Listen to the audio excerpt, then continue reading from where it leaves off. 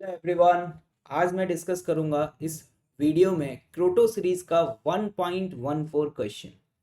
इस given question में physics के जिन कॉन्सेप्ट्स का हमने यूज़ किया है ना, आजकल का जो लेटेस्ट ट्रेंड है ना, किसका, जेईई एडवांस और एनएसईपी का, उसमें इस प्रोफाइल के क्वेश्चंस काफ़ी ज़्यादा पूछे जाते हैं।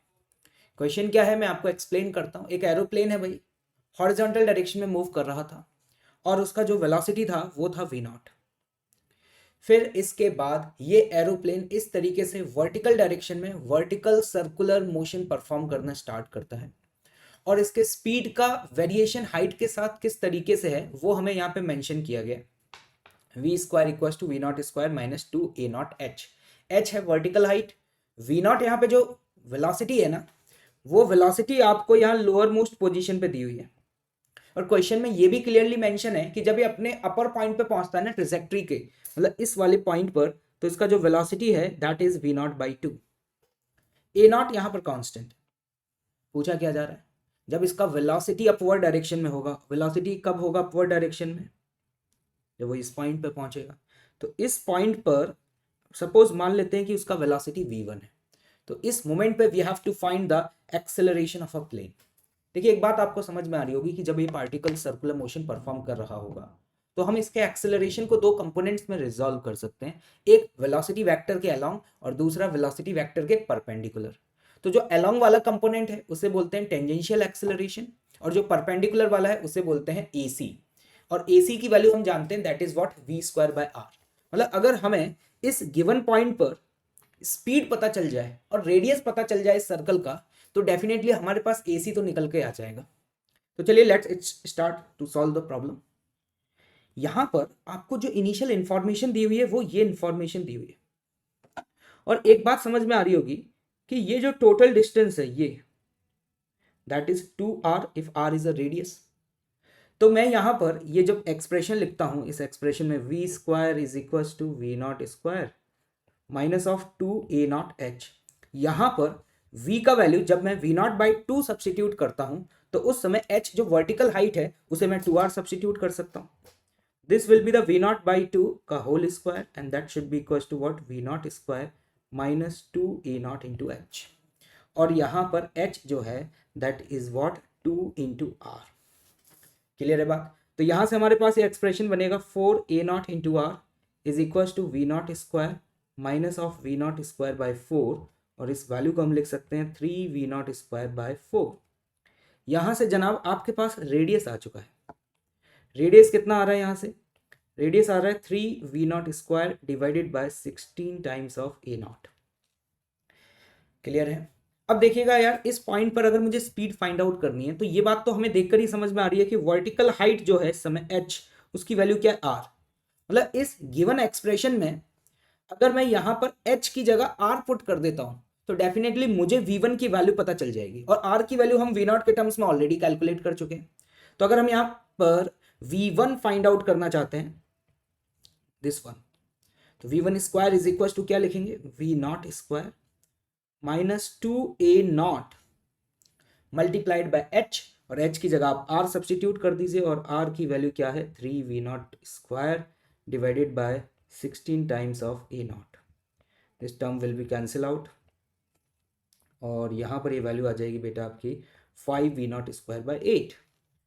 देखिए भाई v1 स्क्वायर आ चुका है तो डेफिनेटली यहाँ से हमारे पास सेंट्रीपिटल एक्सेलरेशन आ जाएगा, क्योंकि हम जानते हैं कि सेंट्रीपिटल एक्सेलरेशन की वैल्यू क्या होगी, v1 square divided by r। v1 square की वैल्यू है 5 V naught square divided by 8 and r is the radius of curvature. Radius of curvature क्या है, 3 V naught square divided by 16 A naught. यहाँ से V naught square cancel out हो जाएगा और ये वैल्यू आ रही है 5 बाई 8 इंटू 16/3। तो ये वैल्यू 16/3 ए नॉट, यस। तो ये वैल्यू आपके पास आ जाएगी 10 a naught by 3। But please be careful, this is not your net acceleration. ये तो आपने एक्सेलरेशन का वो कंपोनेंट फाइंड आउट किया है ना जो वेलोसिटी वेक्टर के परपेंडिकुलर है, मतलब जैसे आप सेंट्रीपिटल एक्सेलरेशन कह सकते हैं, यस और no. But you have also find the tangential acceleration. और टेंजेंशियल एक्सेलरेशन आप कैसे फाइंड आउट करेंगे? आप सोचिए, जब आप स्पीड को डिफरेंशिएट करते हैं विद रेस्पेक्ट टू टाइम तो आपको टेंजेंशियल एक्सेलरेशन मिलता है। आपको यहाँ पे स्पीड का एक्सप्रेशन दिया हुआ है, ये रहा।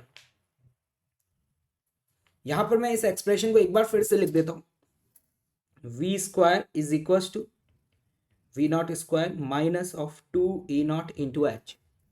अगर मैं इस गिवन एक्सप्रेशन को h के रिस्पेक्ट में डिफ्रेंशिएट करता हूं तो देखिएगा यहाँ पे आप क्या लिखेंगे, 2v into D V by D H, ये टर्म कॉन्स्टेंट, इसका डेरिवेटिव 0 माइनस 2A0, और यहाँ पे h का डेरिवेटिव क्या हो जाएगा 1। फिर आप ऑब्जर्व करिए ये टर्म आपको क्या दे रहा है, v into D V by D H will be the acceleration. आपको ये बात समझनी होगी, यहाँ पर ये आपको एक्सेलरेशन देगा, और वो कौन सा एक्सेलरेशन देगा, टेंजेंशियल एक्सेलरेशन। क्लियर है बात। तो यहाँ से आपके पास ये 2 से 2 कैंसिल आउट हो जाएगा, और बेटा यहाँ से तुम्हें मिलेगी at की value, and that is what, minus of A0। ये नेगेटिव क्यों आ रहा है, समझ में आ रहा है, क्योंकि जब ये पार्टिकल अपवर्ड डायरेक्शन में मूव कर रहा है ना, तो इसका स्पीड कम हो रहा है, और अगर स्पीड कम हो रहा है तो डेफिनेटली टेंजेंशियल एक्सेलरेशन जो है वो वेलोसिटी वेक्टर के अपोजिट डायरेक्शन में होगा। तो ये नेगेटिव साइन आपको ये बताना चाह रहा है कि इस मोमेंट पर जब ये वेलोसिटी वर्टिकली अपवर्ड डायरेक्शन में ना, तो जो at की वैल्यू होगी ना वो डाउनवर्ड डायरेक्शन में होगी, क्योंकि स्पीड यहाँ पे ऑब्जर्व करिए क्या कर रही है, डिक्रीज कर रही है। तो देखिए आपके पास यहाँ पर एक्सेलरेशंस के बोथ ऑफ द कंपोनेंट्स आ चुके हैं जनाब, AC भी आ चुका है और यहाँ से AT भी आ चुका है। तो अब मैं यहाँ पर नेट एक्सेलरेशन क्या लिख सकता हूँ, net acceleration will be the square root of AC square plus AT square. Okay, तो यहाँ पे हम लिखेंगे 10E0/3 whole square plus A0 का होल स्क्वायर। यहाँ से आप सिंप्लीफाई कर सकते हैं इस एक्सप्रेशन को, 10/3 दिस इज 100/9 प्लस 1। यहाँ से एक्सप्रेशन बनेगा E0 डिवाइडेड बाई 3 और स्क्वायर रूट में 109। This is the final answer और we see that this is a net acceleration at that moment. I hope so आपको समझ में आया। काफ़ी बेसिक सिंपल सा क्वेश्चन है जिसमें हमने फिजिक्स के काफ़ी सिंपल कॉन्सेप्ट्स का यूज़ किया है, वो है हमारे सर्कुलर मोशन के concepts. Okay, thank you so much.